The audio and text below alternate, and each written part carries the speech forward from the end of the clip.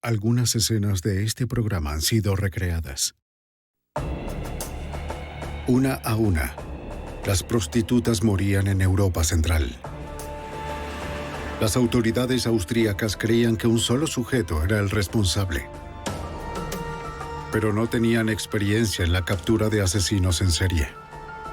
Recurrieron a la ayuda de un experto en perfiles criminológicos del FBI, quien descubrió que el mismo asesino había venido a los Estados Unidos y que las muertes continuarían hasta que el FBI lo detuviera. La evidencia se acumula, no tienen sospechosos evidentes. El centro de comercio es bombardeado. Ted Kaczynski es arrestado. Fugitivo a un prófugo.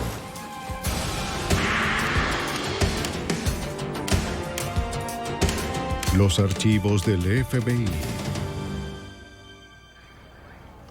A principios de 1990, Europa se encontró bajo las garras de un asesino serial.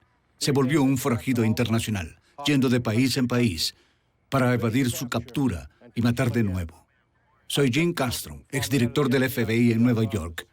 La cooperación legal entre países y continentes no es común, pero tampoco los asesinos en series en Europa. Desesperados por detenerlo, las autoridades austríacas llamaron al FBI por apoyo. Asesino en el extranjero. En Austria, el intercambio de sexo por dinero ha sido legal durante años. Allí las prostitutas caminan por las calles para los hombres que deseen pagar por sus servicios.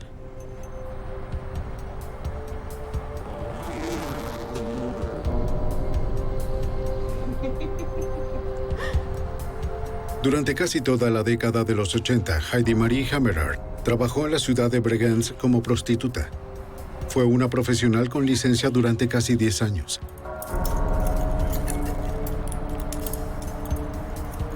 Estaba acostumbrada a solicitudes inusuales.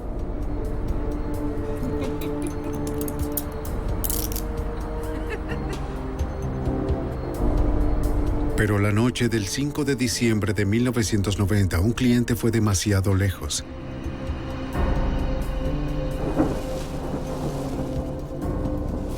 El asesino se apresuró en volver a vestir a la víctima y luego la arrastró unos 16 kilómetros a través de un bosque apartado donde dejó el cuerpo.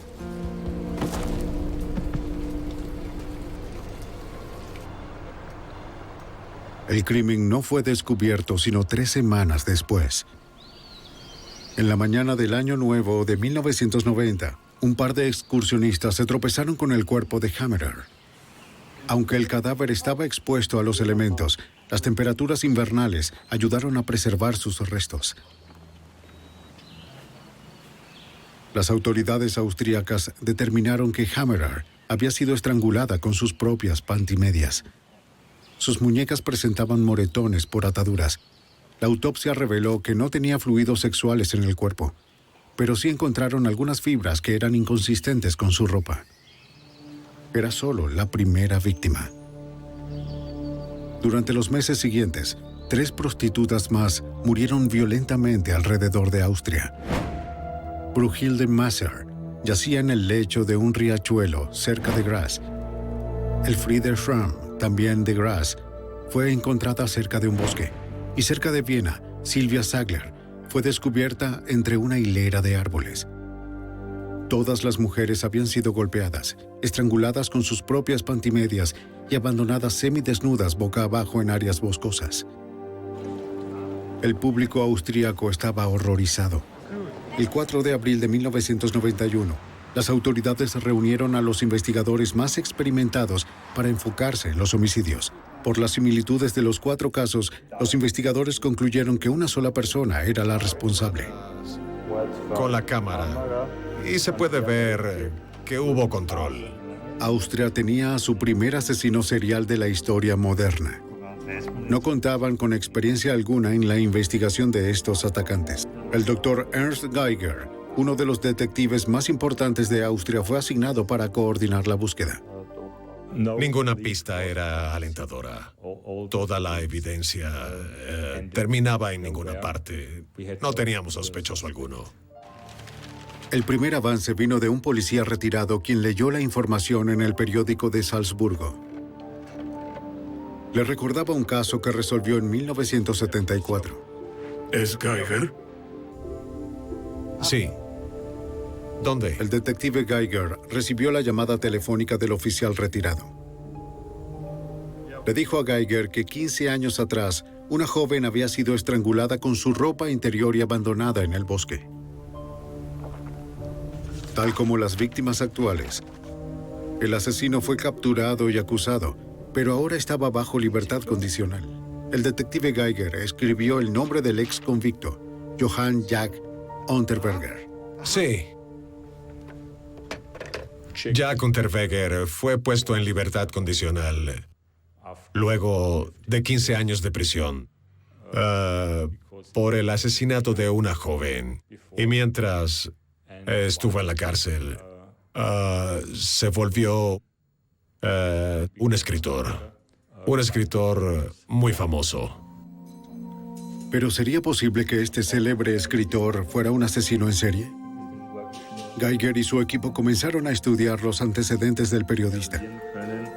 Hasta 1990, Jack Unterberger tuvo una vida difícil. Era hijo de una prostituta alemana quien pronto lo abandonó. Sufrió de abuso y abandono, además de ser expulsado de varios hogares sustitutos. Como adolescente, Jack comenzó a mostrar la furia de su problemática infancia. A la edad de 25 años, esa furia le ganó a Unterberger una cadena perpetua. Unterberger continuó su educación y comenzó a escribir durante su estadía en prisión. Aquí tiene. Muchas gracias. Publicó cartas, obras de teatro, historias cortas y su propia autobiografía.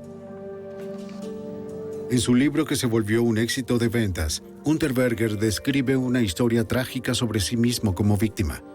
Tanto los críticos como el público acogieron al autor por la aparente honestidad con la que enfrentó su pasado. La comunidad literaria sugirió que el arte lo había redimido. Eventualmente, la prensa y el público en general exigieron que se le conmutara la cadena perpetua. El 12 de mayo de 1990, las autoridades locales estuvieron de acuerdo. El austríaco de 40 años deja la prisión. Bien. Era un hombre libre, determinado a más nunca pasar ni un minuto de su vida tras las rejas. Sí. Gracias. Poco después de su liberación, fue contratado de inmediato por una revista alemana importante para cubrir los asesinatos de las prostitutas. Se comprometió a llevar a cabo una cobertura con conciencia social. Le dijo a su editor que quería darle voz a los desposeídos, atrapados en la parte más vulnerable de la sociedad donde él estuvo alguna vez. Para julio de 1991, luego de la muerte por estrangulamiento de otras 2 prostitutas, el psicólogo Tom Müller, de la División de Investigación Austríaca, se incorporó al equipo. El comienzo de la investigación contra Jack Unterweger resultó muy difícil por todos los simpatizantes que tenían los medios y no podían aceptar que pudiera ser el malo de la partida. Esto está muy bueno. Incluso entre los investigadores, solo un puñado consideraba a esta celebridad periodística como posible sospechoso. A través de recibos y registros de viaje, Geiger y Müller descubrieron que Unterberger había estado en cada uno de los lugares de los homicidios, lo cual no era del todo sospechoso si se tomaba en cuenta que cubría la historia como periodista investigativo. Sin embargo, llegó a cada destino antes de que los asesinatos tuvieran lugar. Los investigadores también encontraron que Unterberger había estado en Praga en septiembre de 1990. Fue justo antes de que estrangularan con sus pantimedias a Blanka Bokova, una mujer checoslovaca. Ella era la primera de una serie de asesinatos que ya sumaban 7. Y lo más sorprendente para nosotros fue que cada vez que Jack estuvo en cualquier lugar de Praga o en la parte occidental de Austria o en el sur, en la parte sur de Austria, en ese mismo periodo de tiempo, un cadáver era hallado en algún lugar del bosque.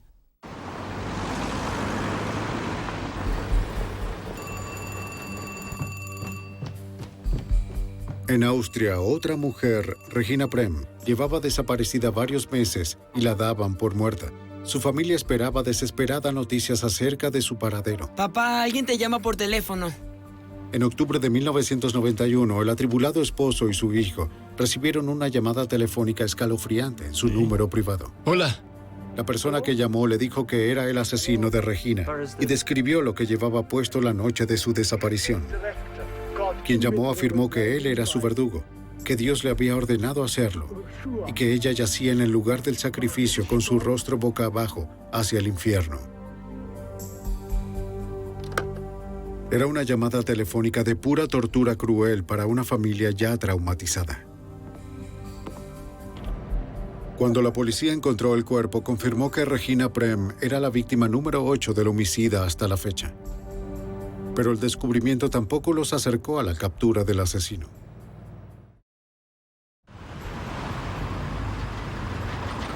El 22 de octubre de 1991, Viena. Las autoridades austríacas interrogan a Unterberger por primera vez. Al no contar con suficiente evidencia para relacionarlo, esperaban una confesión de su parte. Admitió frecuentar prostitutas por los trabajos periodísticos asignados y también por sexo. Pero negó conocer a las víctimas. Aunque sus coartadas eran débiles, los investigadores se vieron forzados a liberarlo.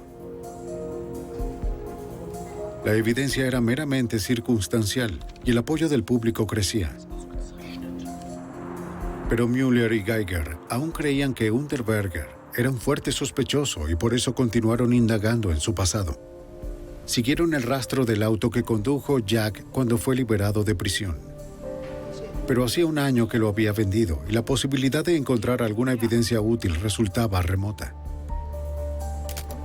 El equipo descubrió muy poco excepto un fragmento de cabello. Esto es bueno, muy bueno. Aunque era una posibilidad lejana, los investigadores enviaron el fragmento de cabello a la Universidad de Berna para su análisis. Había suficiente tejido de piel en la raíz como para que los expertos del laboratorio pudieran extraer la secuencia de ADN. Esa secuencia fue comparada con la de las víctimas. De las 8 mujeres asesinadas, el ADN del cabello coincidía con el de Blanka Bokova, la primera víctima de Praga, asesinada en septiembre de 1990. Fue un gran avance. Pero eso solo probaba que la víctima había estado en el vehículo cuando éste le pertenecía a Jack. Los investigadores necesitaban una evidencia más contundente. De regreso a la estación policial, Geiger interrogó a prostitutas austríacas. Necesitamos que nos diga si ha visto a esta persona. Reconocieron a Unterberger como un cliente asiduo que insistía en que utilizaran esposas durante el sexo. Más importante aún, fue el hecho de que una de ellas recordó haberlo visto acercarse a su amiga Heidi Marie Hammerer, la primera víctima descubierta en Bregenz. También recordó que llevaba puesta una chaqueta de cuero marrón aquella noche. Con base en esta identificación decisiva y el fragmento de cabello encontrado en el vehículo, Geiger obtuvo una orden de cateo para revisar el apartamento de Unterberger. ¡Señor Unterberger! ¡Es la policía!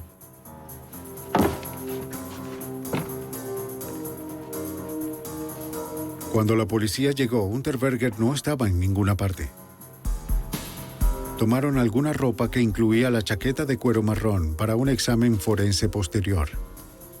Además, uno de los detectives encontró varios recibos en la papelera. Eran de un restaurante de frutos del mar en Malibú, California, de 9 meses atrás. Jack Unterberger había estado en Estados Unidos, pero la búsqueda en el apartamento rindió menos de lo que los investigadores esperaban. No encontraron suficiente evidencia que vinculara directamente a Unterberger con las muertes. Como el caso era todavía demasiado débil para emitir una orden de arresto, la investigación se estancó. Jack Unterberger seguía un paso adelante. Para detenerlo, Geiger requería la ayuda de aquellos más experimentados en la captura de asesinos en serie. Necesitaba al FBI. Los investigadores austríacos visitaron la embajada de Estados Unidos. Hola. Hola. Se reunieron con la agregada legal Julian Slisko, un agente del FBI de servicio en Viena. Seguro. Slisko llamó a la unidad de expertos en perfiles de Quantico, Virginia. Hola, agente McCready. La comunicaron con el agente especial Greg Piensa que McCready. cometió algunos crímenes aquí en Austria. El ahora retirado McCready pasó los últimos 10 años de 25 como pionero en la ciencia del desarrollo de perfiles criminológicos del FBI. Los austríacos contactaron al FBI porque intentaban aprovechar nuestra experiencia en el manejo de las investigaciones sobre homicidios. Esta era la primera investigación de asesinato serial en la historia moderna de Austria. McCready aceptó apoyar a los austríacos. Ayudaría a determinar si un solo perpetrador podía haber cometido todos los homicidios. Cuando Geiger le dijo a Slisko que Unterberger viajó a Los Ángeles el verano anterior, ella autorizó el envío de un telex a California para informar a las autoridades locales. Que informen a las autoridades alemanas. De acuerdo. Durante los días siguientes, Geiger y Müller prepararon el viaje para poder contactar al FBI. Empacaron reportes de la escena del crimen, protocolos de autopsia y fotografías. Entonces recibieron una llamada del detective Fred Miller. Miller recibió el telex y les informó que en California hubo un patrón similar de asesinatos durante el verano anterior. ¿Sí? Ahora los investigadores centraban su atención hacia Los Ángeles, a 9.656 kilómetros de distancia, en la búsqueda del asesino en serie austríaco. Para el otoño de 1991, 8 mujeres fueron asesinadas en Europa Central. El principal sospechoso era el famoso escritor austríaco Jack Unterberger, pero muy poca evidencia forense lo relacionaba con los crímenes. Además, el público creía que la policía perseguía a un hombre inocente. Un telex del FBI de Viena a California captó la atención del detective Fred Miller de Los Ángeles. Él y su compañero Jim Harper habían estado trabajando durante meses en una serie de asesinatos no resueltos. En cuanto al método y los patrones, los crímenes de Los Ángeles mantenían similitudes con los cometidos supuestamente por Unterberger en Austria. De inmediato se encendieron las alarmas y resultaba increíble que hubieran transcurrido 8 meses sin que apareciera algún sospechoso o algún otro crimen. Esto fue un gran avance en la investigación.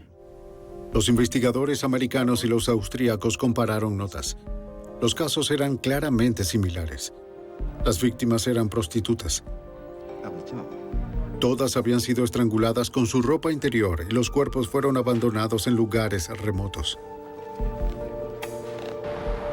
Luego, Miller y Harper reconstruyeron la visita de Unterberger a California. Revisaron las aerolíneas, las agencias de alquiler de automóviles y los registros de hotel. A partir de ahí, armaron un cronograma de sus movimientos. Descubrimos que vino a Los Ángeles en junio de 1991 de vacaciones, entre el 2 y el 3, y que se fue el 17 de julio. En el verano de 1990, Unterberger visitó el Departamento de Policía de Los Ángeles. Entró a la Oficina de Relaciones Públicas y presentó sus credenciales de prensa para inscribirse en el programa Conductor Acompañado. ¿Y la policía austríaca? Este programa permite a los civiles acompañar a la policía cuando hacen el recorrido por la ciudad en sus patrullas. Esta noche a las Como 8. todas las credenciales de Jack estaban en orden, la solicitud fue aprobada. ¿Jack? Unterberger.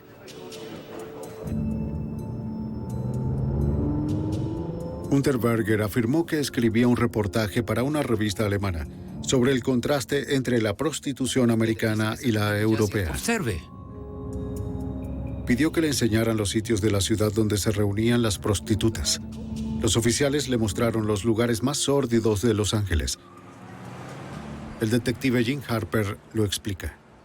Quiere decir que si vienes a una ciudad tan grande como Los Ángeles, las prostitutas no están en todas partes. Tienes que saber dónde hallarlas. ¿Y qué mejor forma de hallarlas que a través del departamento de policía?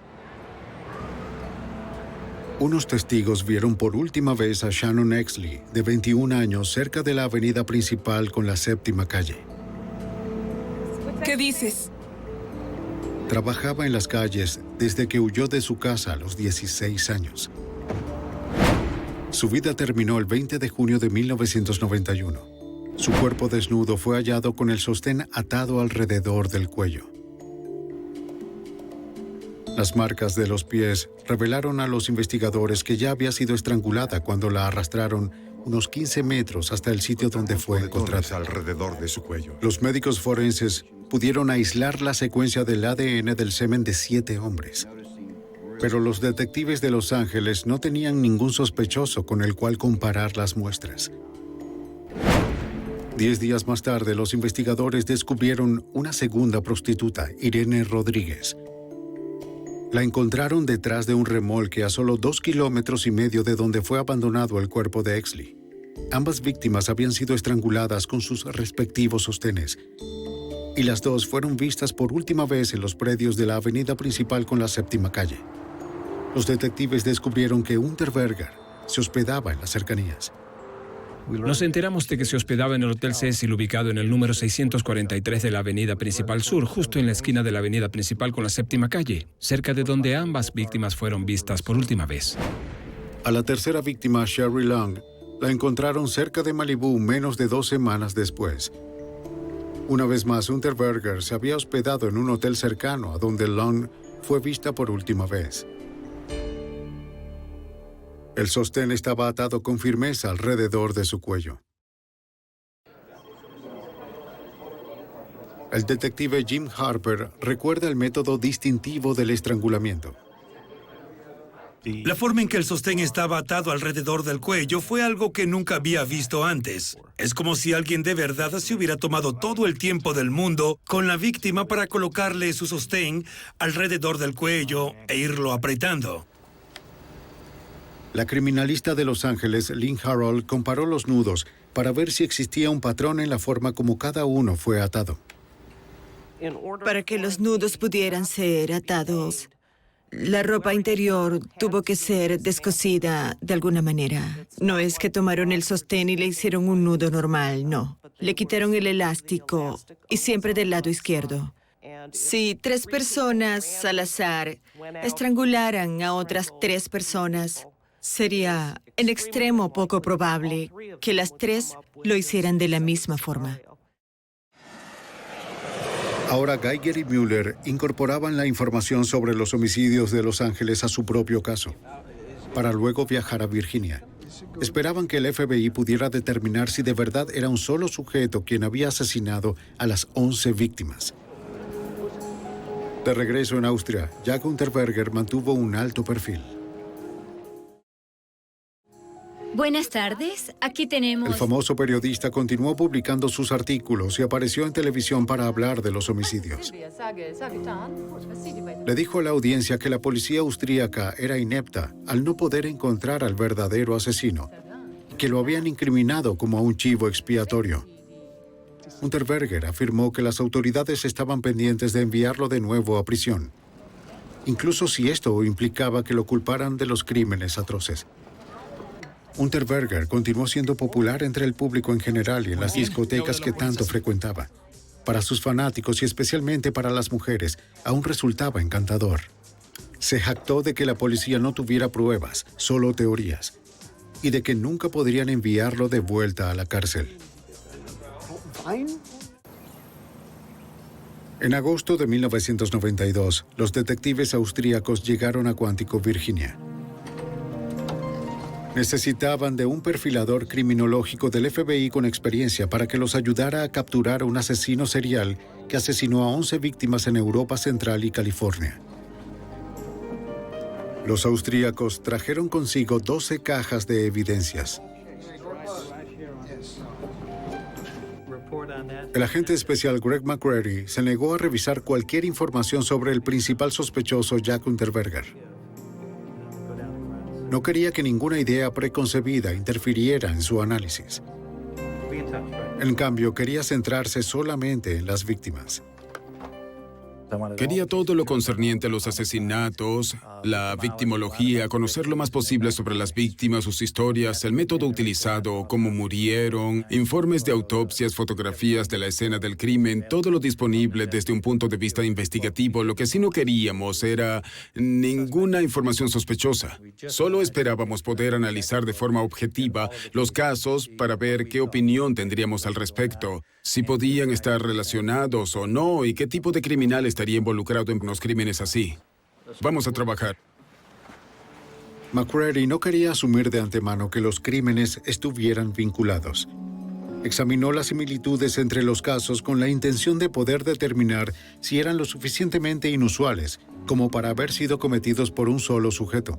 Empezó la búsqueda de una huella del comportamiento, una firma criminal en cada uno de los homicidios. El análisis de la firma del asesinato es la evaluación de las características del comportamiento involucrado en el crimen que puede en algunos casos concentrarse en un solo suceso, pero con frecuencia son una constelación de comportamientos consistentes entre un crimen y otro. Y esto nos permite relacionar los crímenes entre sí con base en el comportamiento del delincuente.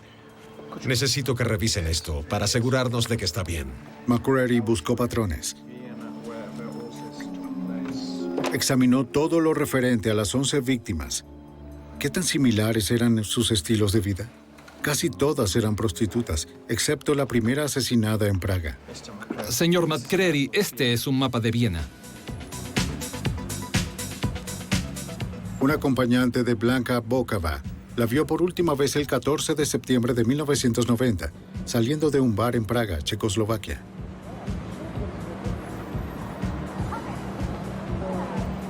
Bokova trabajaba como cajera en una carnicería, pero era conocida por intercambiar sexo por favores. Su cuerpo fue abandonado al margen del río Vladva, en un estrecho boscoso cerca de su casa. El asesino la estranguló con sus propias pantimedias. La dejó desnuda, cubierta de palos y ramas. Lanzó su ropa con la identificación al río. Anote las La primera víctima austríaca que la policía encontró estaba registrada como prostituta desde hacía 10 años, Heidi Marie Hammerer.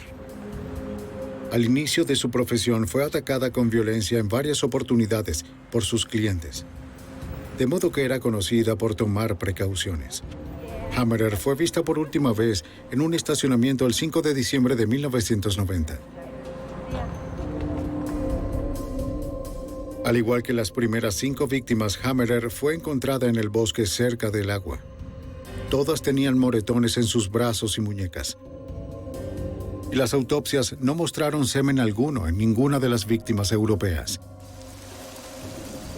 Para el experto en perfiles, esto sugería que el asesino sufría de impotencia.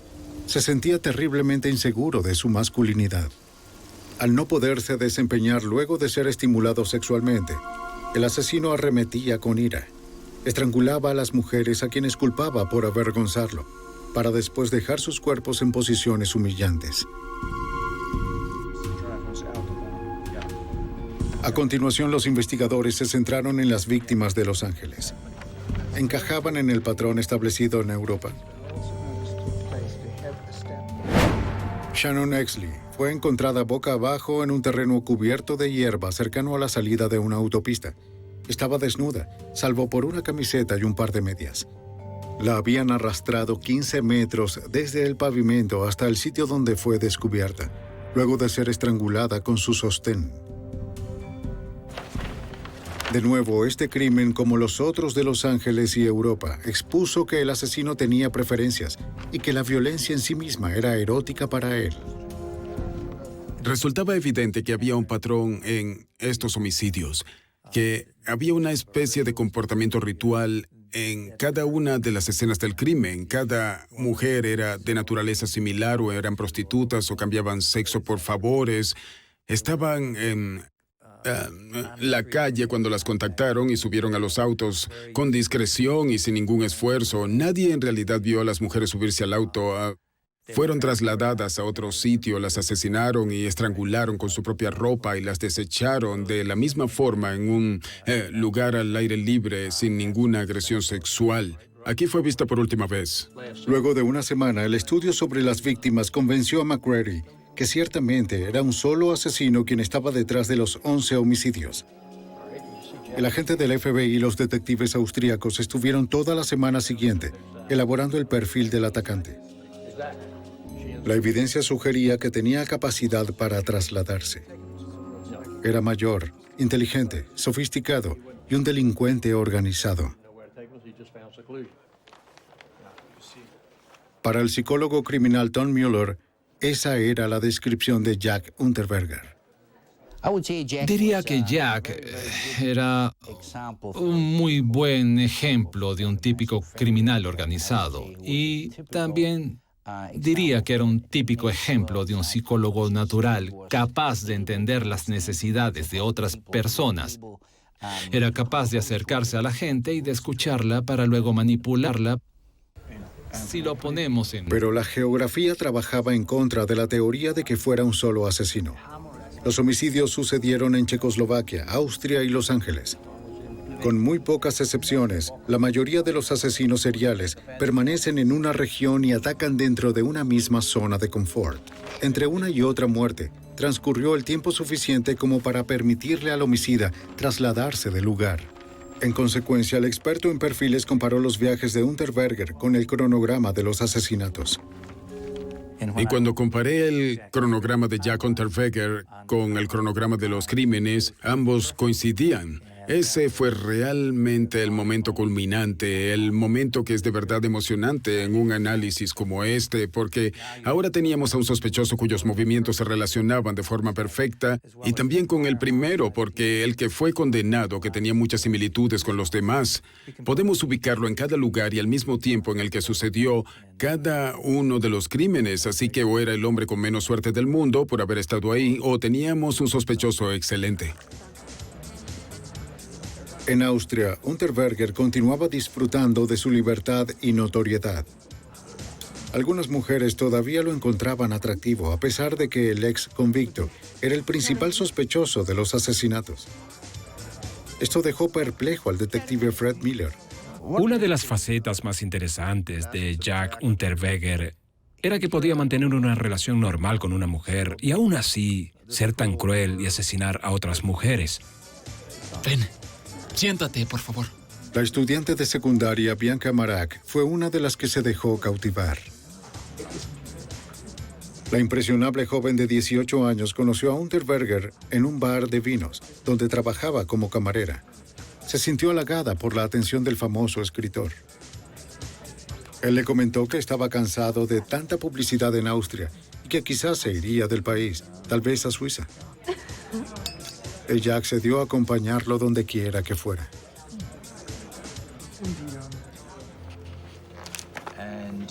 En agosto de 1992, el agente del FBI, Craig McCready, trabajó con los detectives austríacos para resolver una serie de 11 homicidios. 8 víctimas fueron asesinadas en Europa Central y 3 más en Los Ángeles. Toda la evidencia circunstancial apuntaba al célebre periodista Jack Unterberger como culpable. Entonces recibieron una llamada telefónica de la Universidad de Berna.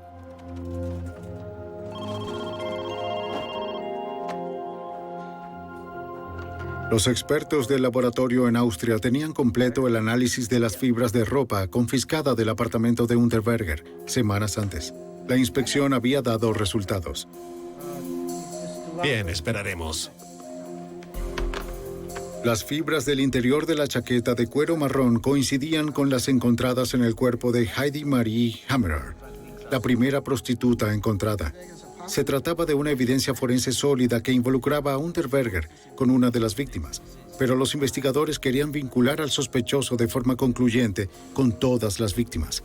El FBI tenía otra herramienta con la que podían lograrlo. El VCAP, por sus siglas en inglés, el Programa de Detención Criminal Violenta, una base de datos computarizada que agrupa los detalles de 10.000 homicidios resueltos y no resueltos de Estados Unidos. Un programador incorporó las particularidades de los casos europeos y también las de Los Ángeles, los detalles de las víctimas, la forma como murieron, los lugares en que desaparecieron, así como dónde fueron encontradas. Fueron ingresados a la computadora. McCready ordenó un desglose extenso, una búsqueda multidimensional con 15 datos cruzados que podrían probar si los crímenes estaban conectados. 48 horas después llamaron a los detectives de vuelta a la sala VCAP para que escucharan la respuesta. Los resultados fueron sorprendentes. La computadora relacionó estadísticamente las 11 muertes. Jack Unterberger era el asesino. Espero que los nombres valgan la pena para usted. El FBI entregó a los austríacos una prueba decisiva del caso. Pero Unterberger seguía en libertad. Los detectives austríacos de inmediato regresaron a Viena. Quiero que lo busquen. Quiero que lo capturen. Armados con el perfil del FBI, las autoridades emitieron una orden de arresto para Johann Jack Unterberger. Una vez más, la policía se dirigió al apartamento del escritor. ¡Alto! ¡Policía! ¡Policía! Pero Jack no estaba. Abandonó el apartamento. Geiger llamó a su oficina y ordenó a su equipo que revisaran todas las salidas de Austria. En pocas horas, las estaciones de tren y aeropuertos fueron inspeccionadas a fondo. Pero no encontraron ningún rastro de Unterberger. El asesino en serie se había ido.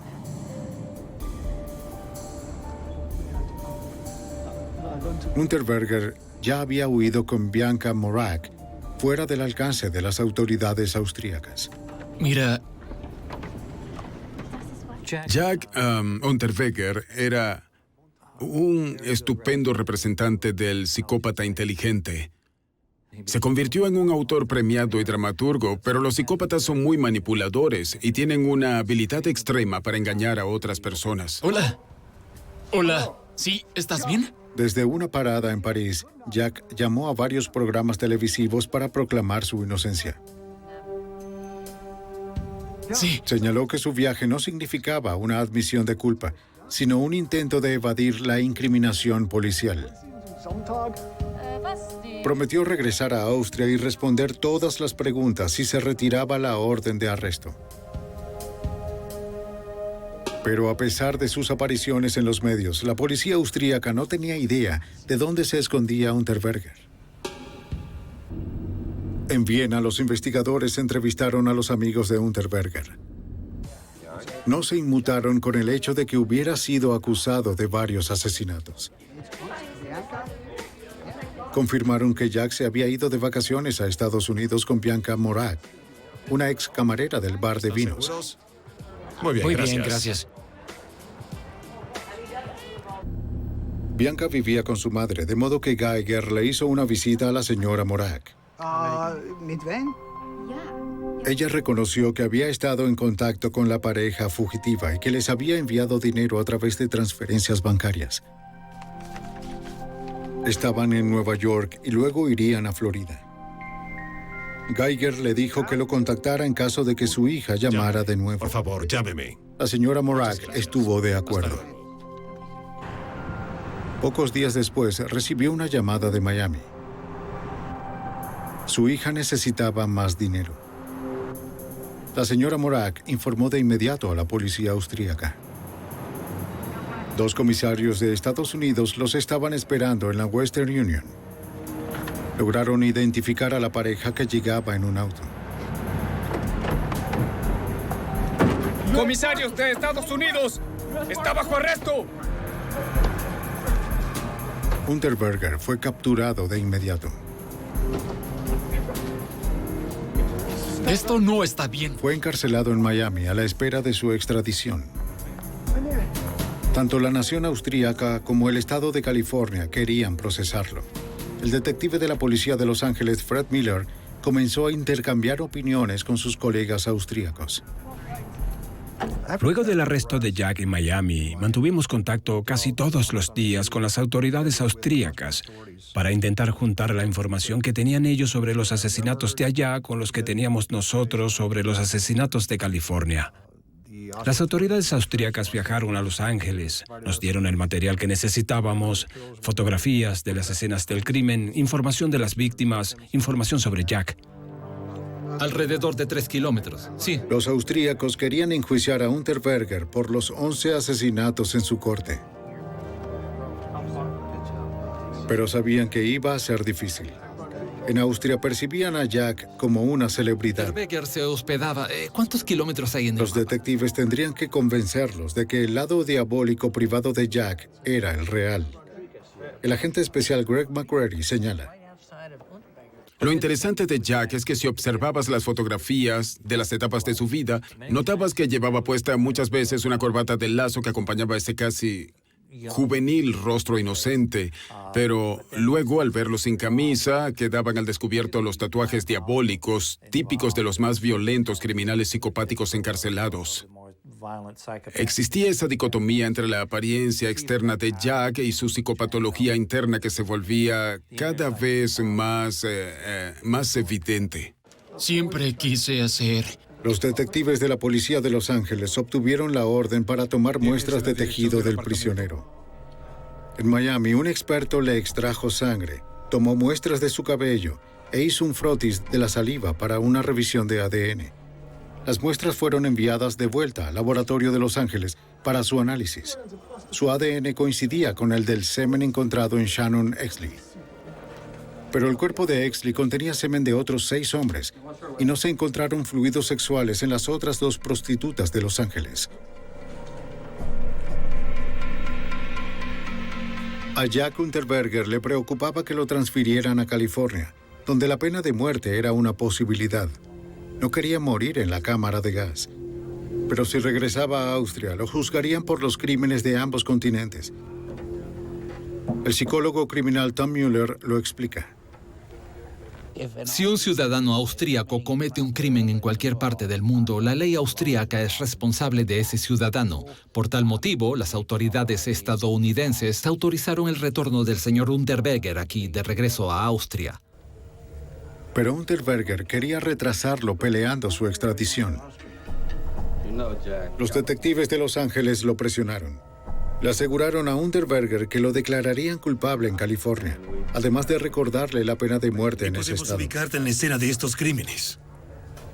Accedió a la deportación temiendo la cámara de gas. Firmarás la extradición. A pesar de la evidencia, él todavía disfrutaba del apoyo popular en casa. Y Unterberger creía que podía persuadir al jurado de que las autoridades estaban equivocadas. Pero el equipo austríaco apostaba al perfil criminológico del FBI. Cuando Jack Unterberger regresó a su país, enfrentó 11 cargos de homicidio. 7 mujeres fueron asesinadas en suelo austríaco, pero las leyes centroeuropeas permiten que sus ciudadanos puedan ser juzgados por delitos cometidos en cualquier otra parte del mundo. No obstante, la acusación de los asesinatos no fue suficiente para aminorar el apoyo al escritor en los medios. Mientras esperaba el juicio sentado en prisión, Jack continuó presionando a la prensa con el tema de que la policía lo quería incriminar. Su caso saturó las noticias. Y en ese ambiente sumamente cargado, los fiscales austríacos se preparaban para el juicio.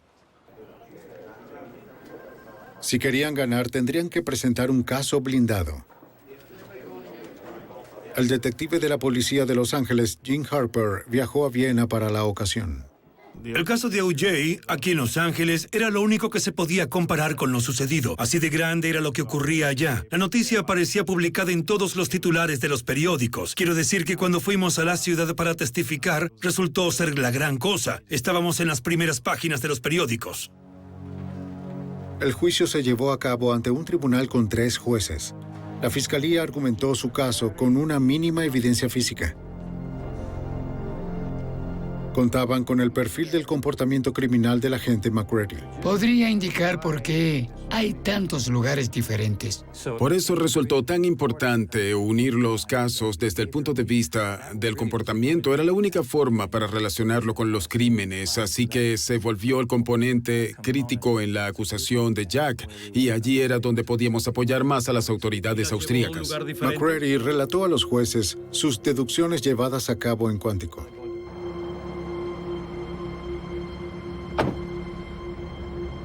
El asesino siempre eligió prostitutas o aquellas mujeres que cambiaban sexo por favores.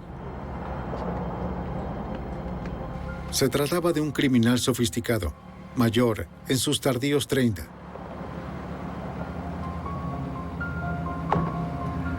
No se asustaba y era organizado. Poseía una gran ira interna, pero siempre se mostraba controlado. Las víctimas tenían moretones en las muñecas, como si las hubieran retenido con esposas. McCreary estaba convencido de que Unterberger manipulaba a las prostitutas para que las utilizaran y así satisfacer su fantasía sexual. Pero solo era un asunto de control.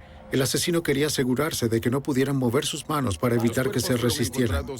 El testimonio de McCreary unió a las víctimas. A través de 2 continentes, el rastro de sus muertes coincidía con el de Jack Unterberger. A donde él iba, las mujeres morían. Mientras estuvo en Los Ángeles, 3 prostitutas fueron asesinadas, y los crímenes se asemejaban a los de Europa. Shannon Exley y las otras 2 estadounidenses fueron estranguladas hasta morir.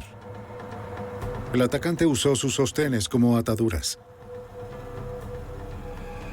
Y Unterberger ató los nudos exactamente de la misma forma que lo hizo en Europa. McCreary señaló que la probabilidad de que más de un asesino cometiera los crímenes era infinitesimal.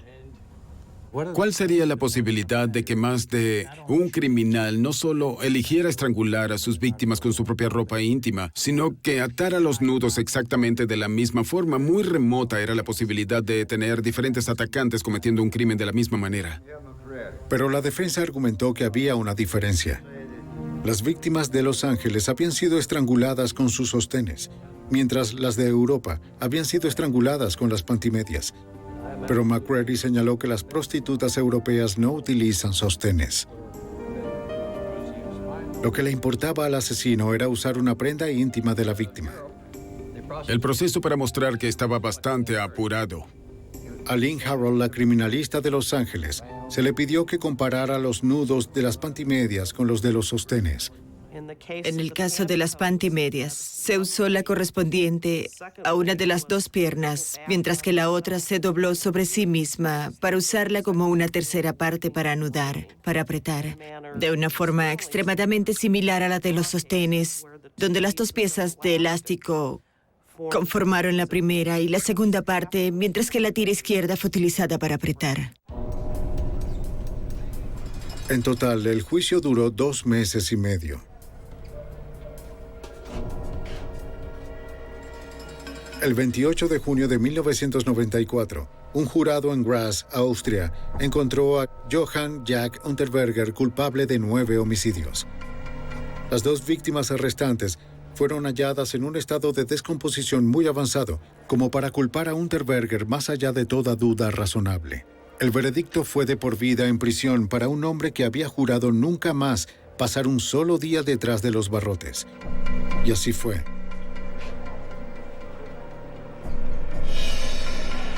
Unterberger se ahorcó con un cordón de nylon de su uniforme.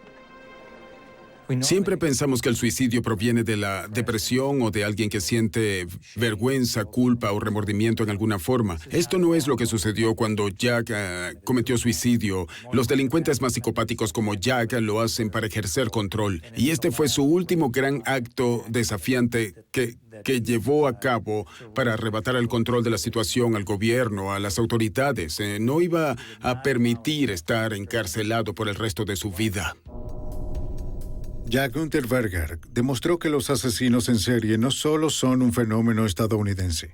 Las agencias europeas a cargo de hacer cumplir la ley se dieron cuenta de que para combatir a los criminales de este tipo, tendrían que seguir el ejemplo del FBI.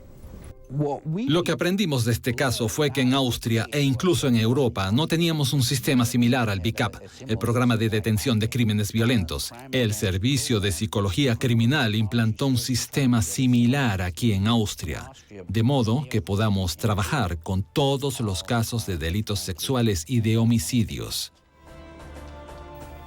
Ahora, gracias al liderazgo del FBI, Muchos países han implantado la elaboración de perfiles criminológicos, además de una base de datos computarizada de delitos, con la esperanza de que las fronteras abiertas y las jurisdicciones en conflicto no le permitan a estos depredadores escapar de la justicia. Algunas escenas de este programa han sido recreadas.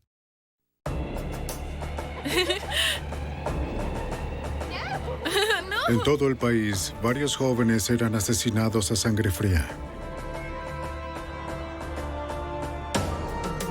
El asesino atacaba de forma inesperada. Sus ataques no eran provocados. Su única motivación era el odio racial. Y después de matarlos, desaparecía. La evidencia se acumula, no tienen sospechosos evidentes. El centro de comercio es bombardeado. Ted Kaczynski es arrestado. Fugitivo a un prófugo.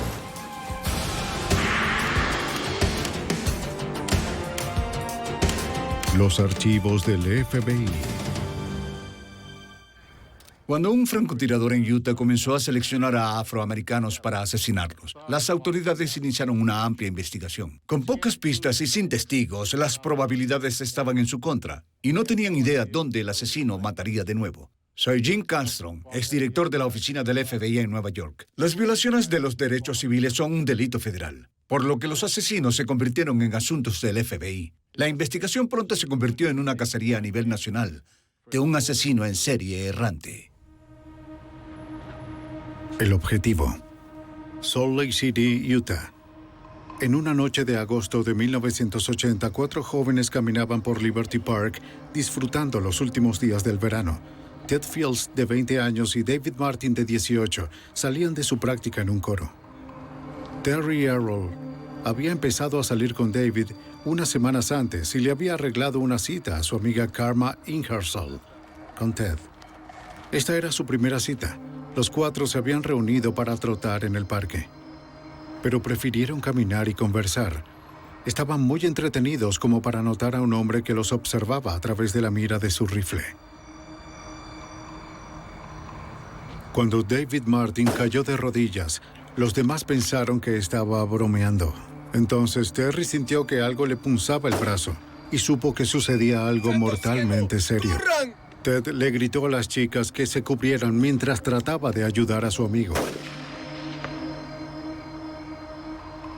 Entonces a él también le dispararon.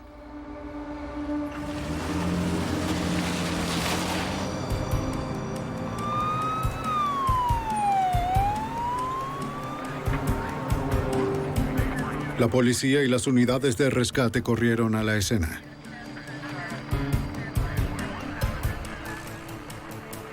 David Martin, apenas con vida, fue llevado deprisa al hospital, pero murió horas después a causa de 3 heridas de bala. Ted Fields, el hijo de un capellán de la policía, estaba muerto. Los testigos le dijeron a la policía que escucharon disparos provenientes de un edificio abandonado al otro lado de la calle, pero nadie vio cuando hicieron los disparos y nadie vio al pistolero. Los detectives hablaron con Terry Elrod en un centro de asistencia cercano, donde estaba siendo tratada por su herida. Todavía estaba muy conmocionada, pero les dijo a los investigadores lo que pudo recordar. Cuando ella y sus amigos llegaron a la intersección, creyó escuchar fuegos artificiales. ¿David? ¡David, deja de bromear! David se desplomó y ella sintió una raspadura en su brazo. ¡Deprisa! ¡Corran! Ella vio sangre y entonces se dio cuenta de que David estaba gravemente herido. Mientras ella contaba su historia, recordó algo que sucedió unos minutos antes del tiroteo. El grupo casi fue golpeado por un auto que iba en sentido contrario por una calle de un solo sentido. Pero ella no pudo identificar la marca, modelo o matrícula y nunca vio al conductor. El detective de Salt Lake City, Don Bell, no sabía por qué los jóvenes fueron atacados. Eran hombres jóvenes, nunca habían tenido problemas con la policía, no existía un motivo relevante. No sabíamos si estaba relacionado con las chicas o con ellos, o simplemente un caso de identidad errada. Por la mañana, la policía regresó a la escena del crimen para realizar una búsqueda más exhaustiva. En un campo frente al parque, la policía encontró huellas de neumáticos. Sí, bien. Las técnicas forenses las fotografiaron y midieron.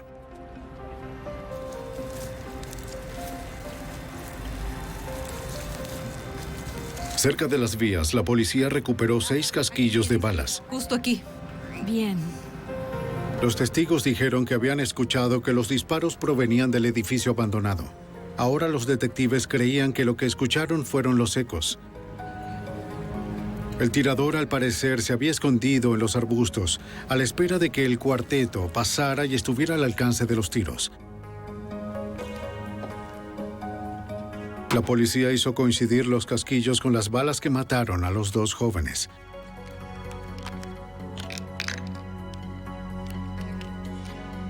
Enviaron la evidencia al laboratorio de balística del FBI en Washington, D.C. para determinar el tipo de arma que el asesino utilizó. Eso tomaría tiempo. Los investigadores intentaron encontrar otras pistas sobre la identidad del asesino. Bell comenzó con los miembros de la familia de las víctimas. En particular, el padre de Terry Elrod parecía ser un posible sospechoso. ¿Me estaba buscando? Teach Elrod lideraba una pandilla de motociclistas violentos y estaba molesto porque Terry estaba saliendo con un hombre negro. Los detectives tardaron 3 días en localizarlo. Cuando lo encontraron, accedió a ser interrogado. Los investigadores fueron muy minuciosos con él. Mi esposa, no voy a tolerar esto. Dijo que había estado en un viaje de excursión al río y que sus amigos podían respaldar su historia. ¿Yo lo hice? Siéntese. ¿Por qué? ¿Estoy arrestado o algo así? Los detectives no estaban muy convencidos. Le pidieron que hiciera la prueba del polígrafo. Vamos a averiguarlo. Ahora siéntese. Pasó la prueba y su coartada fue corroborada. La policía no tenía más sospechosos.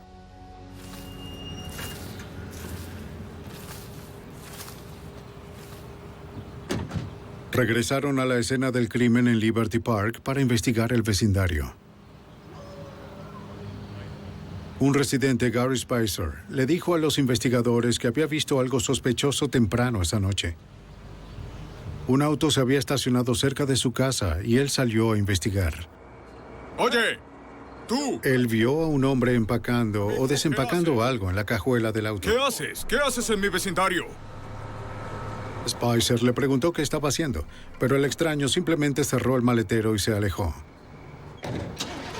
Spicer no vio su cara, pero le dijo a los investigadores que era un hombre blanco y esbelto. Describió el auto como un Camaro con partes cromadas. Los detectives pensaron que la información era prometedora, ya que el auto estaba estacionado cerca de donde habían encontrado las huellas de los neumáticos.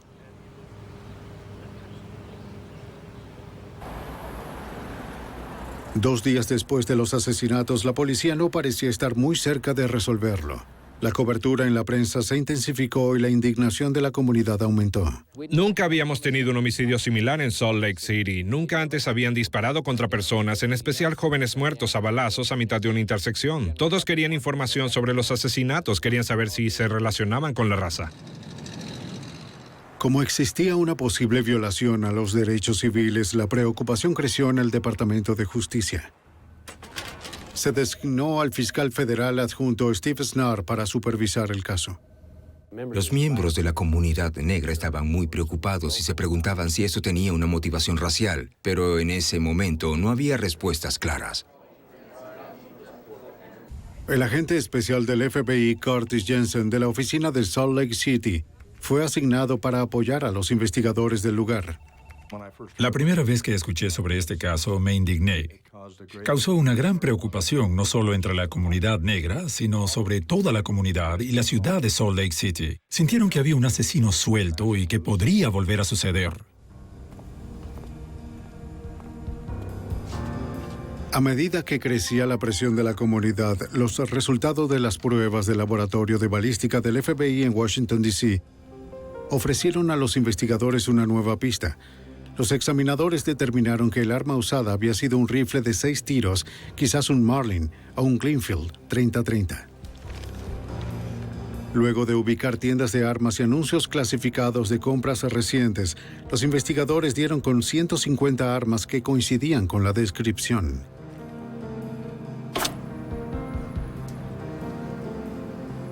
Las probaron todas. Ninguna había disparado las balas de la escena del crimen. Por ahora era probable que el agresor hubiera huido del área y tal vez del estado. Así que el FBI envió teletipos a todas las agencias locales y federales del país, dando detalles del crimen, incluso del arma y los casquillos. Con solo la matrícula y el registro. Aún sin sospechosos, se ofreció una recompensa de $50,000 para fomentar la ayuda del público. Las llamadas fueron numerosas. Todas se revisaron, ninguna dio resultado. Muchos de los que llamaron buscaban el dinero y no ofrecían nada sólido. Pero una llamada les llamó la atención. Una mujer joven afirmó que tal vez conocía al asesino. Ella se identificó como Mickey, una prostituta a tiempo parcial. Ella estaba reacia a hablar con la policía hasta que el detective Bell le aseguró que no le harían cargos si venía a una entrevista.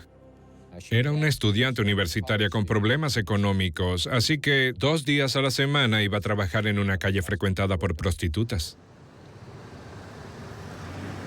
Mickey le contó al detective sobre un hombre que había conocido en agosto cerca del día de los asesinatos. Caminaba por la calle cuando un hombre en un Camaro se detuvo y le preguntó si quería ir a una fiesta. Ella no había planeado trabajar en la calle ese día, así que se rehusó. Él le dijo que iba a valer la pena. Ella cedió porque necesitaba dinero y el hombre no parecía peligroso. Hablaba con acento sureño y se presentó como Bill Hackman. La llevó al motel Regal Inn. Oye, ¿qué haces? Alistándome. En la habitación, Mickey notó que Hackman tenía armas. Describió 2 armas largas que dejó en una esquina y una pistola plateada. Hackman no las mencionó y Mickey tuvo miedo de preguntar. También dijo que el hombre tenía tatuajes en ambos brazos. En su antebrazo izquierdo tenía un águila norteamericana. A la derecha, la muerte.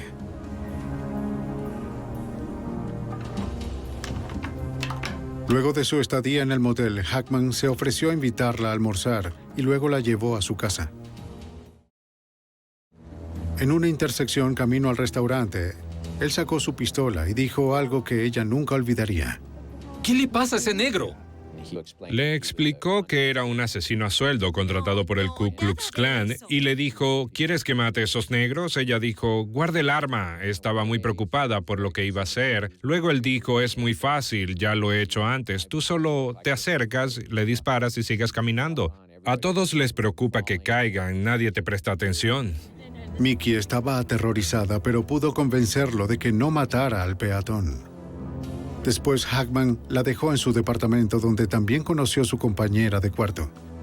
Bell se preguntó si Mickey era confiable o solo otro testigo falso que buscaba el dinero de la recompensa. Incluso si su historia era cierta, el papel de Hackman en el caso no estaba claro. Está bien, tómalo. ¿Tenía eso que ver con nuestro caso o solo era un tipo pavoneándose por la ciudad tratando de impresionar a una prostituta a tiempo parcial con su trabajo como asesino a sueldo? Si Mickey podía identificar las armas que vio en la habitación del motel, su historia tendría más peso. Más si identificaba un rifle Glenfield o Marlin que el FBI identificó como el arma homicida. ¿Era como este? Mickey le dijo a Bell que no sabía mucho de armas de fuego y que no miró las armas con atención. Si tuviera que identificar alguna de El detective insistió en que lo intentara. Pero las que ella eligió de las fotos no coincidían con el arma homicida. La historia de Mickey parecía otro callejón sin salida. A pesar de sus dudas, Bell la citó a ella y su compañera de habitación para que trabajaran con un dibujante de la policía. Mientras tanto, los investigadores siguieron analizando los cientos de pistas que llegaban. La presión pública aumentaba. La comunidad temía que el francotirador pudiera atacar de nuevo, y la policía no sabía que ya lo había hecho.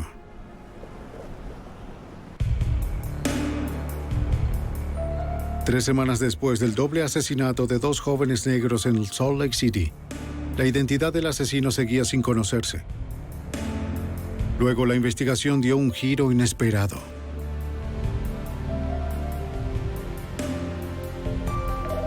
Las autoridades locales recibieron una respuesta a los reportes enviados por el FBI. Sargento Bell. La policía de Cincinnati investigaba un doble asesinato similar no resuelto ocurrido hacía 2 meses antes. Una noche de junio de 1980, Dante Brown, de 13 años, y Darrell Lane, de 14, caminaban hacia una dulcería cerca de sus casas.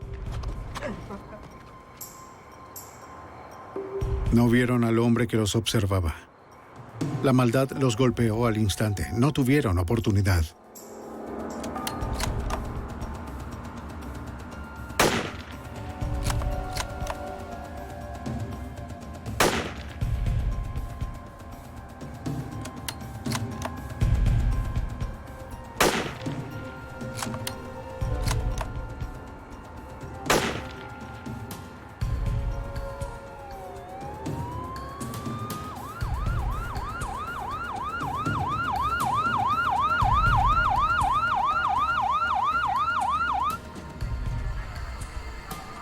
La policía de Cincinnati corrió a la escena del crimen.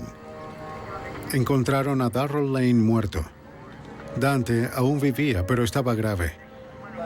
Ambos jóvenes recibieron 2 disparos. No, acabamos de llegar. Estamos revisando. Los oficiales hablaron con los vecinos, esperando que hubieran visto algo, sin resultados.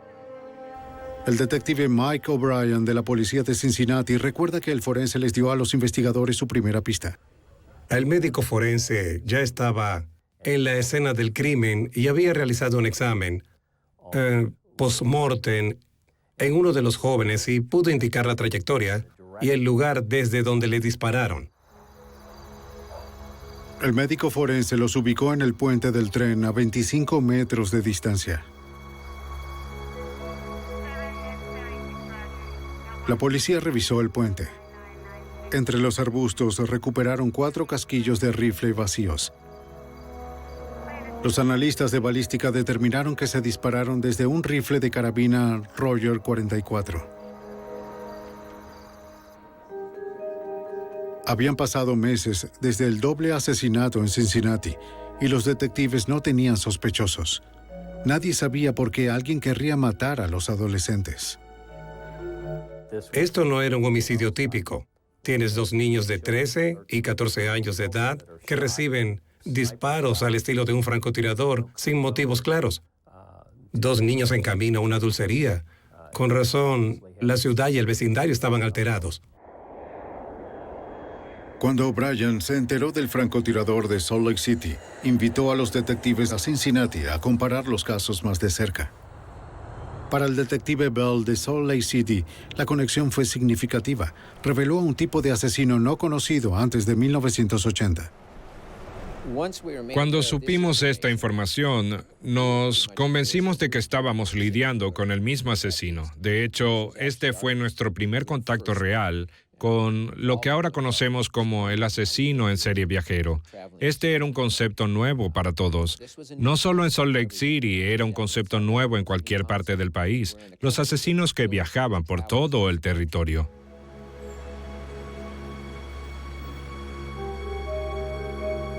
Mientras la policía de ambos estados se reunía en Cincinnati para buscar respuestas, el detective Bell de Salt Lake City siguió la pista que dio la prostituta Mickey.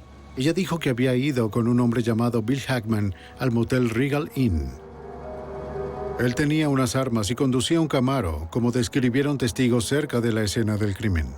En el motel, Bell encontró una tarjeta de registro firmada por Hackman y fechada el 16 de agosto, 4 días antes de los asesinatos. La dirección que Hackman indicó estaba en Kentucky.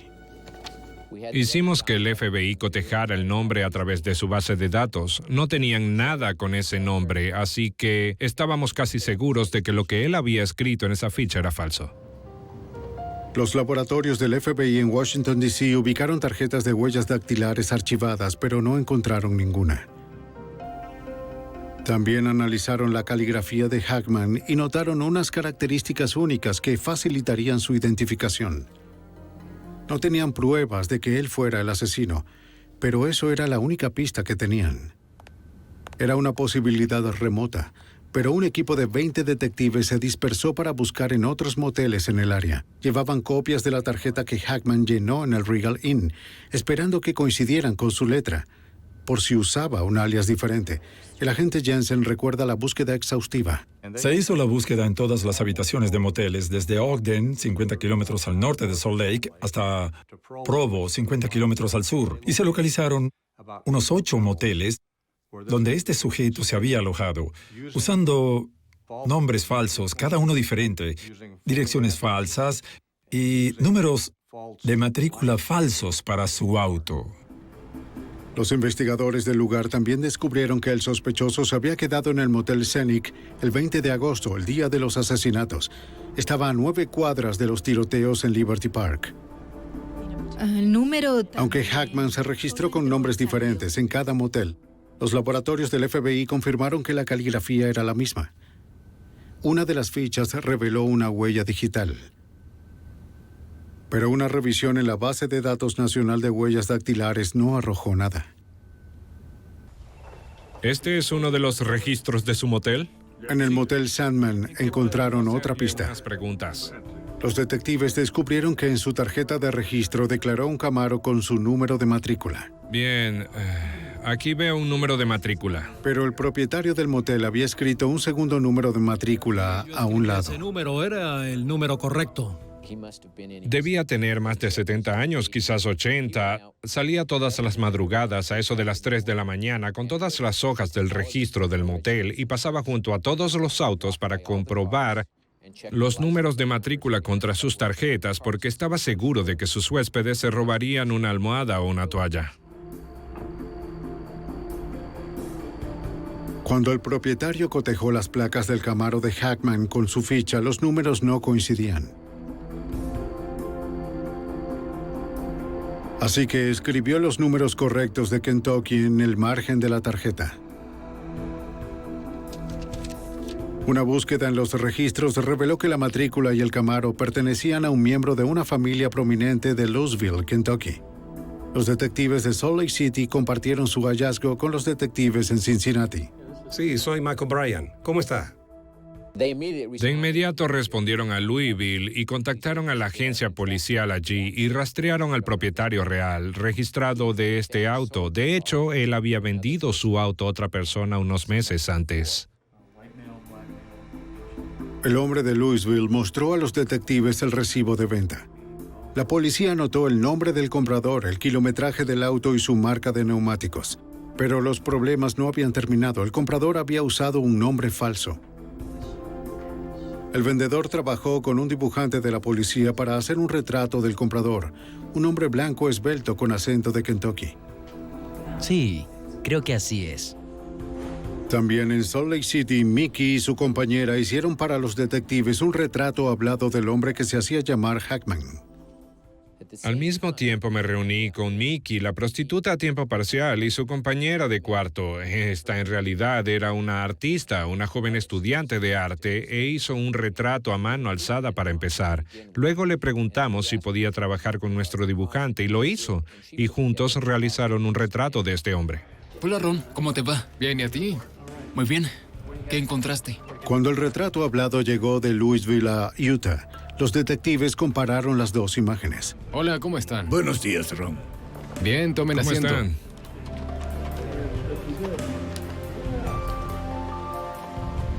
En verdad eran similares. Los investigadores ahora tenían el rostro del supuesto asesino en serie. Los investigadores estaban a la casa de un asesino en serie que había asesinado a 2 jóvenes afroamericanos en Cincinnati y a 2 más en Salt Lake City. Ahora tenían un retrato de su sospechoso, pero el detective a cargo, Don Bell, aún no tenía un nombre, ni evidencia sólida que lo conectara con los asesinatos. Manos a la obra. No teníamos nada para acusarlo, sin embargo ubicamos un motel donde se alojó aquí en Salt Lake City por 2 noches. Como se fue sin pagar, de inmediato solicitamos una orden de arresto que nos fue otorgada y lo acusamos de estafar un posadero por no pagarle. Emitimos esa orden bajo cada nombre que habíamos encontrado en las tarjetas de registro de todos los moteles.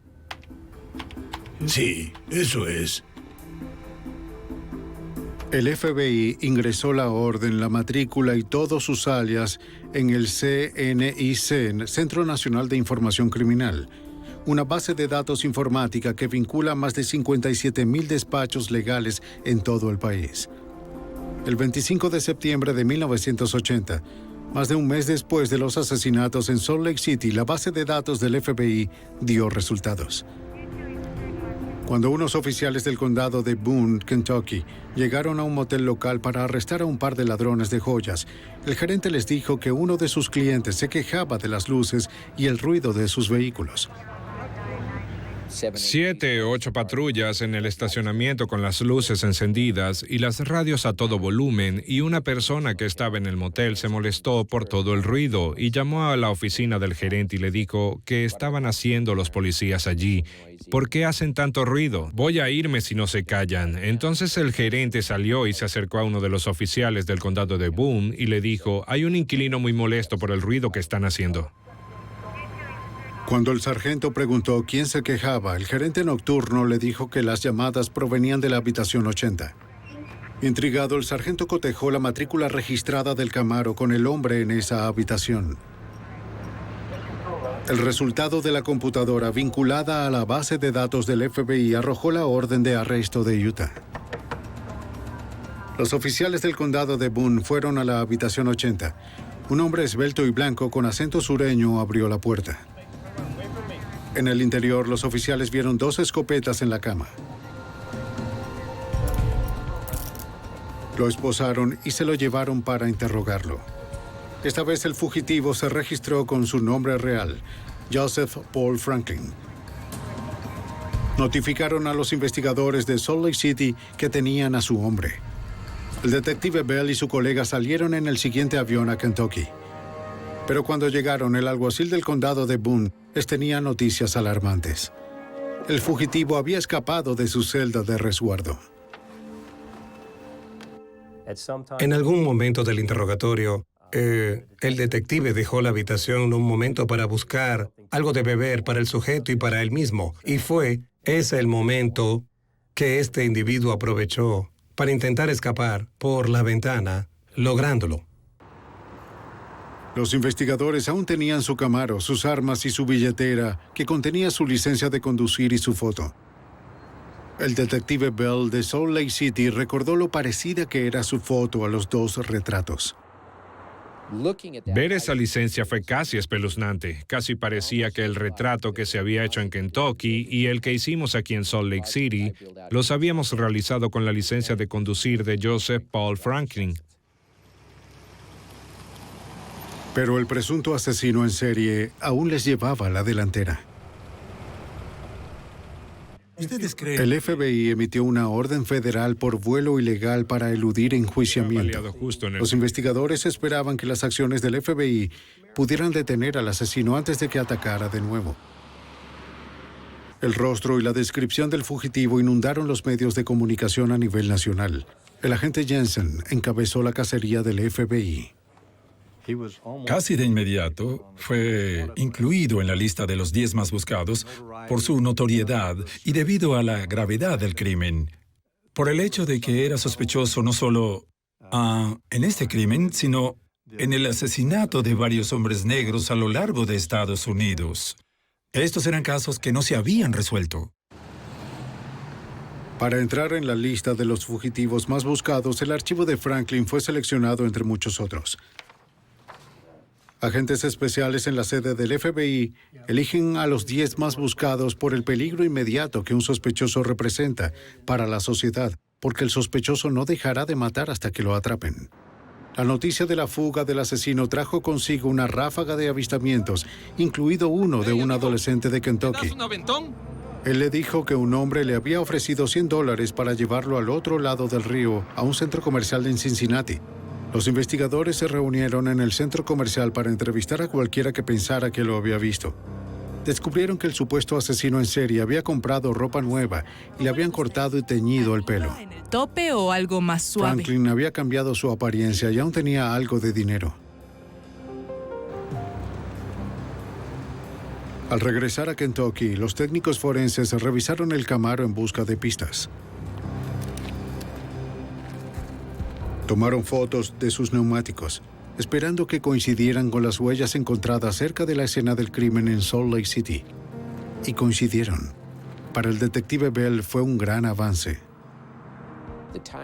Los neumáticos eran una especie de prototipo nuevo que solo se vendió al este de Mississippi. Así que para que los neumáticos aparecieran en un terreno en Salt Lake City, tendrían que haber sido comprados en ese momento al este del Mississippi. Eso ubicó a ese auto y a ese hombre en nuestra ciudad. En el laboratorio de balística del FBI en Washington, D.C., los examinadores analizaron las armas que Franklin había dejado en el auto.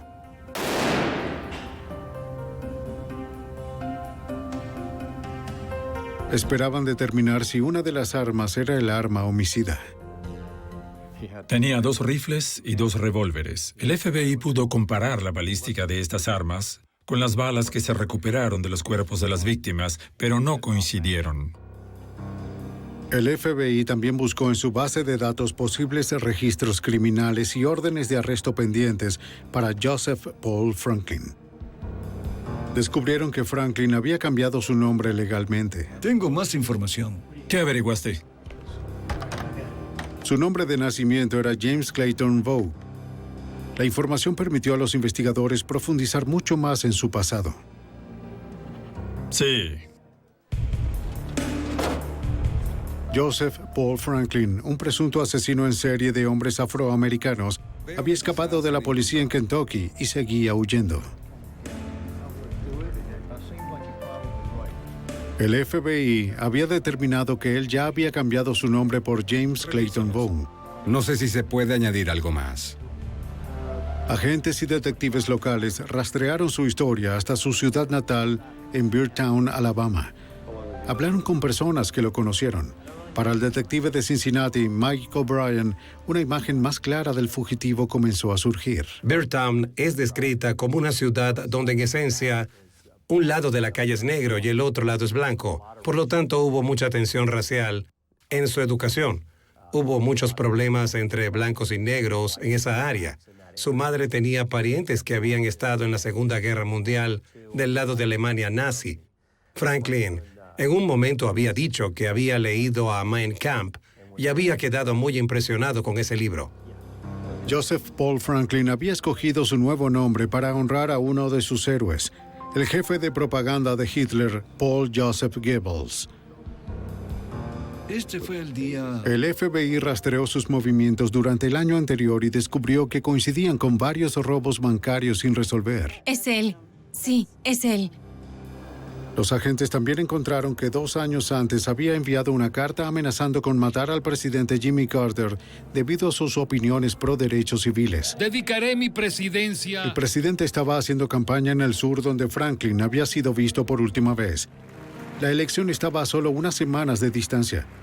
Si Franklin iba a cumplir su amenaza sería pronto. El detective Bell recuerda que el FBI y el servicio secreto entraron en acción.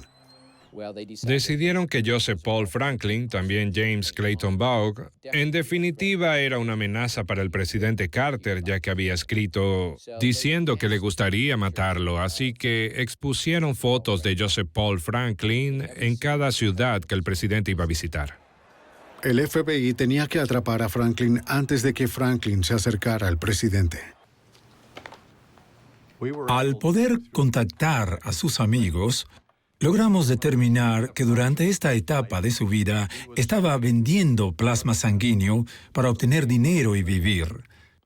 Como resultado de eso, al instante enviamos boletines a todos los centros de plasma sanguíneo al sureste de Estados Unidos. Las clínicas de todo el sur recibieron sobres del FBI con información sobre el asesino, ahora sospechoso de asesinato en al menos 7 estados.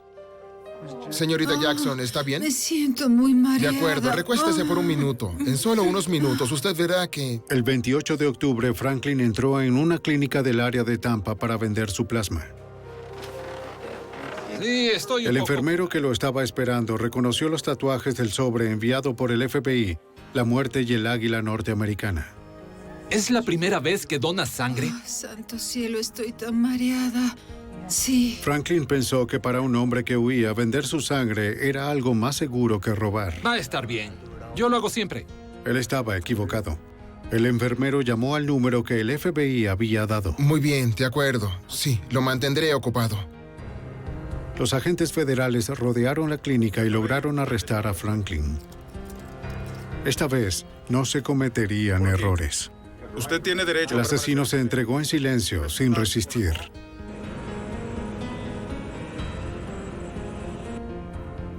Franklin fue llevado a Salt Lake City para ser juzgado por los asesinatos de Ted Fields y David Martin. ¿Puedo beber algo?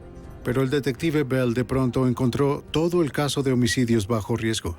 El fiscal del condado no consideró que tuviéramos un caso muy sólido en lo que a él concernía. Toda la evidencia era solo circunstancial y no estaba dispuesto a ir a la corte solo por un caso puramente circunstancial. Pero el gobierno federal, a través del FBI, esta vez decidió intervenir ya que sentían que tenían un caso muy fuerte y sólido en su contra, basándose en sus violaciones a los derechos civiles.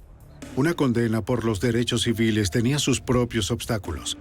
Los fiscales tendrían que demostrar no solo que él había cometido los homicidios en Utah, sino que estaba motivado por el odio racial. El FBI tenía el presunto asesino en serie Joseph Paul Franklin en Salt Lake City, mientras los fiscales federales construían un caso para demostrar que sus asesinatos tenían motivos raciales. Los agentes federales entrevistaron de nuevo a sus amigos, familiares y a 2 ex-esposas para tener una idea más clara de las creencias raciales de Franklin. El agente Jensen envió a su equipo a la ciudad natal de Franklin, Burton, Alabama. Decidimos ir y entrevistar a personas que lo conocían y pudimos construir una historia sobre él, si se quiere, de cómo era él, el hecho de que había sido asociado con el Ku Klux Klan, que había estado asociado con el partido nazi estadounidense, y el hecho de que había sido arrestado varias veces por conducta desordenada y en algunos casos por posesión de un arma. Los fiscales persuadieron a testigos que podrían declarar sobre el paradero de Franklin y sus opiniones racistas. En un motel, un gerente accedió a hablar en el juicio sobre su encuentro con Franklin. La policía había ubicado un motel donde se había quedado antes de que ocurriera el tiroteo. Y él se registró en la oficina y luego fue a la habitación. Tiró de las mantas y encontró un cabello negro en la cama. Esto lo molestó mucho. Se puso furioso, fue a la oficina, exclamó y gritó e hizo una serie de declaraciones raciales contra la gente negra. A donde quiera que iban, los investigadores encontraban testigos que recordaban el auto de Franklin. El fiscal federal adjunto, Steve Snarr, recuerda que el Camaro de Franklin resultó crucial para su caso. El auto que el señor Franklin conducía era único, tenía un color único. Tenía bandas rojas que eran del tipo de rayas personalizadas. También tenía características interiores únicas y neumáticos no estándar, y otras que no fueron percibidas por los testigos que vieron el auto en el área de Salt Lake. Y él... El equipo de investigación también entrevistó a 2 mujeres jóvenes que se habían subido al Camaro de Franklin. Sí, él estaba muy desaliñado. Encontramos 2 mujeres, una de ellas llamada Sandra y otra llamada Rhonda, que dijeron que entre las 4, 4:30 y 5 menos cuarto, el día del asesinato, estaban haciendo autostop a un par de cuadras del parque. Este hombre del Camaro las recogió. Tenían que llegar al banco del centro para depositar su cheque antes de que cerrara a las 5. Cuando subieron al auto, Franklin les preguntó si había gente negra en el parque. Una de las jóvenes que estaba saliendo con un hombre negro dijo que sí. Antes de dejarlas, les entregó tarjetas impresas que decían «Quítate la ropa». Bell envió las tarjetas al laboratorio del FBI y los técnicos forenses pudieron conectarlas de manera concluyente con tarjetas similares encontradas en la guantera del Camaro de Franklin. La hora de la historia de las mujeres también fue determinante. Además, lo vieron de nuevo esa noche, a una cuadra y media del parque a las 8:30. Poco a poco pudimos ubicarlo en el parque a la misma hora que las víctimas.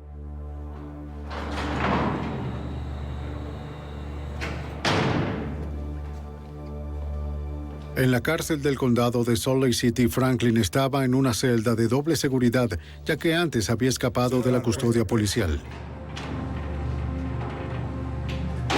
Mientras estuvo allí, se hizo amigo de Robert Herrera, un recluso que cumplía condena por robo. Herrera había sido castigado hacía poco por pelear con un recluso negro. Aunque la pelea no tuvo motivaciones raciales, Franklin asumió que Herrera sentía el mismo odio contra los afroamericanos.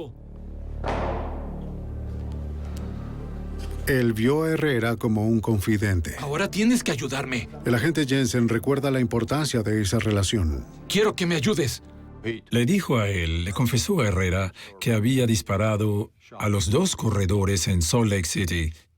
Y también confesó haber cometido un homicidio en la ciudad de Oklahoma. Herrera solicitó una reunión con el FBI y los investigadores del lugar. Tenía una propuesta que hacerles. ¿Cómo va todo? Herrera se convertiría en un testigo federal contra Franklin si el Estado le garantizaba una liberación temprana. Franklin le dijo a Herrera por qué disparó a las parejas en Liberty Park. Dijo que creía que las personas de diferentes razas nunca deberían mezclarse. Cuando Franklin vio a los hombres negros que caminaban con chicas blancas en el parque, sintió que debían morir. Me alegra que pudieran lograrlo. Los investigadores no estaban muy convencidos de confiar en Herrera. Lo que quieran. La confesión de un detenido no aseguraba un juicio exitoso. Espera, tenemos solo un teléfono, 2 personas. Tenemos que hablar, tenemos que coordinarnos aquí también. Cuando los investigadores solicitaron más información, Herrera les contó sobre el paradero de Franklin luego de los asesinatos en Salt Lake City. Bien, puedo decirles lo que hizo después de los disparos. Él hizo los disparos, se fue de aquí, fue a una ciudad al norte de Salt Lake City, Ogden. Tomó la autopista a través de Nevada, a través de la montaña Winnemucca Battle en Reno, y en San Francisco vendió el rifle que mató a los jóvenes en un mercado de pulgas, fuera del área de la bahía. Agentes e investigadores locales necesitaban confirmar la historia de Herrera. Si lograban encontrar el rifle que Franklin había usado en Liberty Park, los investigadores tendrían la pieza que les faltaba. Es un verdadero racista. El detective Bell envió a su equipo al mercado de pulgas a las afueras de San Francisco. Entrevistaron a traficantes de armas y otros testigos. Recorrieron todo el mercado de las pulgas y encontraron testigos que recordaron a Joseph Paul Franklin y recordaron que estaba vendiendo armas, pero nunca pudieron encontrar el arma. Incluso sin el arma, la historia de Herrera fue confirmada. Los movimientos de Franklin después de los asesinatos serían críticos para el juicio. Bien, esta información era excelente porque nunca habíamos podido, ni el FBI había podido ser capaz de averiguar a dónde había ido el señor Franklin después de los asesinatos. Después de que los agentes corroboraron su historia, volvieron a encontrarse con Herrera. Él les dijo a los investigadores sobre otros crímenes que Franklin le confesó. Franklin admitió haberle disparado al editor de Hustler, Larry Flint, dejándolo paralítico en 1977. Por retratar a hombres negros con mujeres blancas en su revista. Franklin también le contó que le disparó a Vernon Jordan, el presidente de la Liga Nacional Urbana, en mayo de 1980. Los fiscales sintieron que tenían material suficiente para llevar a juicio este caso contra los derechos civiles. Por lo tanto, la acusación fue un proceso complejo que involucró a 65 testigos y alrededor de 100 pruebas diferentes. Sin embargo, logramos agilizar el caso y mover las cosas al contar nuestra historia y recrear las acciones y las cosas que ocurrieron, y el juicio duró 5 días y medio hasta el final. El jurado deliberó solo 5 horas y halló a Joseph Paul Franklin culpable de violaciones federales a los derechos civiles.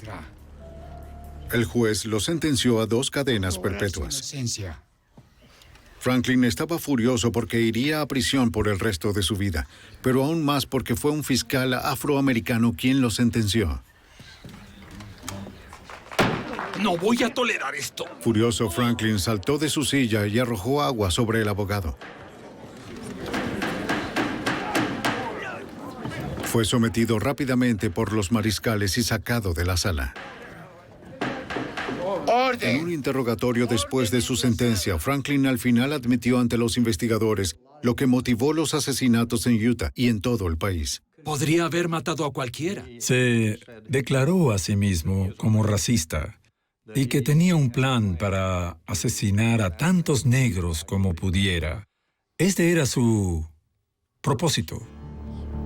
Después del exitoso juicio federal, el fiscal del condado de Salt Lake sintió que podía ganar un caso de homicidio contra Franklin. Este fue escoltado al juzgado donde pasó los últimos 2 meses durante el juicio federal. Durante un receso lo dejaron desatendido en una sala de espera. Antes de que el oficial de la corte regresara, se liberó y arrancó la puerta de sus goznes. Franklin había escapado. Bien, sabemos que había escapado de la celda de detención, pero cuando los carceleros fueron a traerlo de vuelta a la corte antes de que llegara el jurado, él no estaba en la sala de espera. ¡Jeff! Parecía que Joseph Paul Franklin estaba libre una vez más para continuar su camino de terror.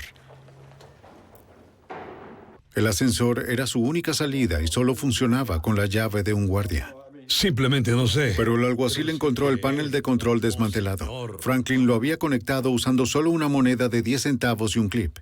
Pudo sacar el cajetín del ascensor para prisioneros y conectar los cables y llamar al ascensor hasta ese piso y luego desapareció. La policía cerró las calles mientras los carceleros registraban el juzgado en busca del fugitivo.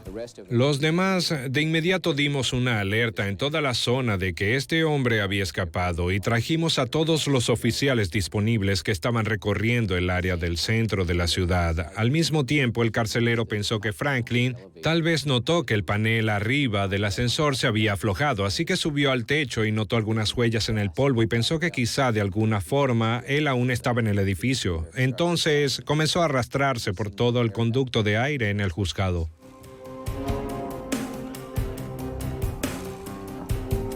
Y lo encontró.